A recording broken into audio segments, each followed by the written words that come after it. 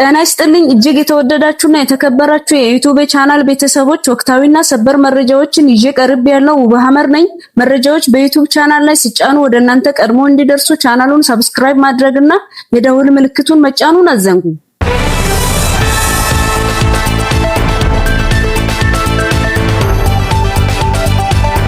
ወደ ወቅታዊ መረጃ ስንሻገር የአሜሪካው ፕሬዝዳንት ዶናልድ ትራምፕ ቀጣይ እይታቸውን ኢትዮጵያ ላይ ያተኮሩ ይመስላሉ። ከቀናት በፊት በትሩዝ ሶሻል ሚዲያ በተባለው ገጻቸው ላይ 2 ገጽ ደብዳቤ አባሪ የታከለበትን መልእክት አስቀምጠዋል። ደብዳቤውም ኢትዮጵያን የሚመለከትና ለግብፁ ፕሬዝዳንት አብዱልፈታህ አልሲሲ የተጻፈ ሲሆን ቀጣይ የፕሬዝዳንቱን ትኩረት ከሚወስዱ ሀገራት ኢትዮጵያ የተካተተችና ኢትዮጵያን ዓላማ እንዳደረጉም ገላጭ ነው።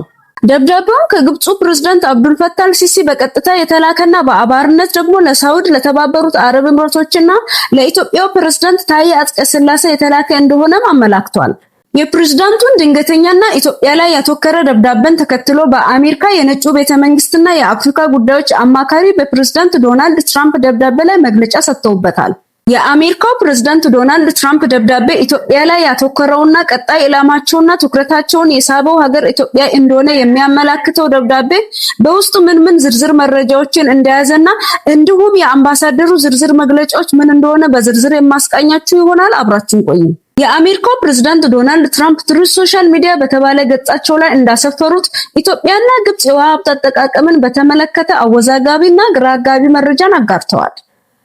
በመስከረም ወር ላይ በደማቅ ሁኔታና ታሪክ በኢትዮጵያ ተጻፈ ብሎ ብዙዎች የተነጋገሩበትና በድምቀት የተመረቀው የኢትዮጵያ ህዳሴ ግድብ በአሜሪካ የገንዘብ ድጋፍ እንደተሰራ ከወራት በፊት ገልጸውና በብዙዎች ዘንድ መነጋገሪያ የሆነ እንደነበረም የሚታወቅ ሲሆን የአሜሪካው ፕሬዝዳንት ዶናልድ ትራምፕ በአሁኑ መልእክታቸው ለግብፁ ፕሬዝዳንት አብዱልፈታህ አልሲሲ ደብዳቤ መጻፋቸውን ይፋ አድርገዋል። ፕሬዝዳንት ዶናልድ ትራምፕ አነጋጋሪና ኢትዮጵያን ትኩረት ያደረገውን ለግብፁ ፕሬዝዳንት በጻፈው ደብዳቤ ግብጽ በእስራኤልና በሐማስ መካከል የተኩስ አቁም ስምምነት እንዲፈረም ላደረገችው አስተዋጽኦም አመስግኖ የጀመሩ ሲሆን በግል ጓደኝነታችንና አሜሪካ ለግብጽ ህዝብ ደህንነት ባላት ቁርጠኝነት ምክንያት በኢትዮጵያና በግብጽ መካከል የናይል ወንዝ አብሮ በመጠቀም ዙሪያ ለአንድና ለመጨረሻ ጊዜ ድርድር ለማስጀመር ዝግጁ ነኝ ሲሉ ገልጸዋል። ፕሬዝዳንቱ እንዳሉትም የናይል ወንዝ ለግብጽና ለህዝቧ ያለው ጥቅም በደንብ እንደሚገባቸው ገልጸው በመቀጠልም ግብጽ፣ ኢትዮጵያና ሱዳን የብዙ ጊዜ የውሃ ፍላጎታቸውን እንዲያሟሉ ሊረዳቸው ይችላል። በአካባቢው የሚገኘው ማናቸውም ሀገር በጣም ውድና ድንቅ የሆነውን የናይል ወንዝ በብቸኝነት መቆጣጠር እንደማይችልና ሌሎችንም መጉዳት እንደማይችል አሜሪካ ታረጋግጣለች በማለት ኢትዮጵያ ላይ ትኩረት ያደረገ ከበድ ያለ ይዘት ያለውን መልእክት በደብዳቤያቸው አስተላልፈዋል። አሜሪካን በምትሳተፍበትና ትክክለኛ በሆነ መንገድ የሚለካ የውሃ መጠንና በተለይ በፀሐይና በድርቅ ወራት ለሱዳንና ለግብጽ የሚኖርበትን አሰራር እንዲሁም ኢትዮጵያ ከፍተኛ መጠን ያለውን ኃይል የምታመነጭበትን ሁኔታ ማመቻቸትም እንደሚቻል ትራምፕ በደብዳቤያቸው ገልጸዋል።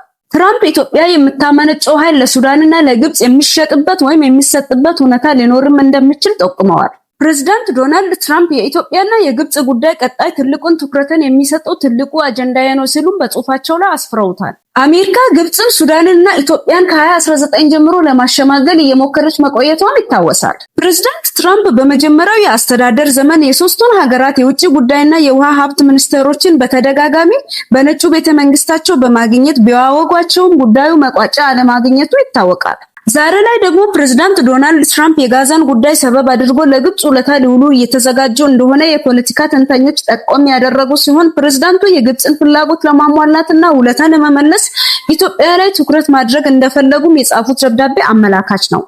ፕሬዝዳንት ዶናልድ ትራምፕ ለግብጽ አቻቸው የላኩት ደብዳቤን አስመልክቶ የነጩ ቤተመንግስት የአረብና የአፍሪካ ጉዳዮች አማካሪ የሆኑት ማሳድ ቦሎስ የኢትዮጵያ ህዳሴ ግድብን አስመልክቶ የሰጡት መግለጫ የአሜሪካን ቀጣይ ትኩረትና አካሄድ ወሳኝ ትኩረት አድርጎታል።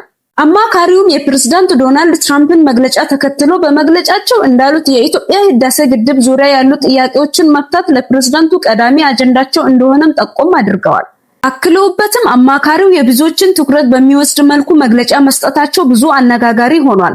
እሳቸውም እንዳሉት ፕሬዝዳንቱ በአፍሪካና በመካከለኛው ምስራቅ ዘላቂ ሰላም ለማምጣት እንዲሁም በግብጽና በኢትዮጵያ መካከል ሊከሰት የሚችልን ከባድ ወታደራዊ ግጭትን ለመከላከል ፕሬዝዳንት ዶናልድ ትራምፕ እየሰሩ ናቸው ሲልም ገልጸዋል።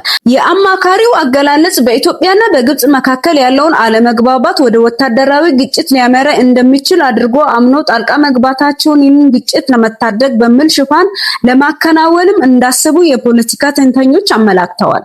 አማካሪውም የሁለቱ ሀገራት መፍትሄ የሚመጣው በፕሬዝዳንት ዶናልድ ትራምፕ ጠንካራ በአሜሪካ አመራር በኩል ብቻ መሆኑንም ተናግረዋል። አክለውበትም ሂደቱ በሙያዊ ዕውቀትና በቅን ልቦና ላይ ብቻ የሚደረግ መሆኑንም አሳውቀዋል። ይህም መሆኑ ለግብጽ ለኢትዮጵያና ለሱዳን ዘላቂ መፍትሄ እንደሚያመጣም ተስፋ አለኝ ሲሉ ተስተውሏል። ይህ የአማካሪው መግለጫና የፕሬዝዳንት ዶናልድ ትራምፕ ደብዳቤ አሜሪካ በኢትዮጵያ ላይ ዲፕሎማሲያዊ በሚል ሰበብ ጫና ማድረግ እንደፈለገችም አመላካች ነው ሲሉ በርካታ ተንታኞችም ገልጸዋል። እጅግ የተወደዳችሁና የተከበራችሁ አድማጮቼ በሌላ መረጃ እስክንገናኝ ድረስ ሰላም ቆዩልኝ።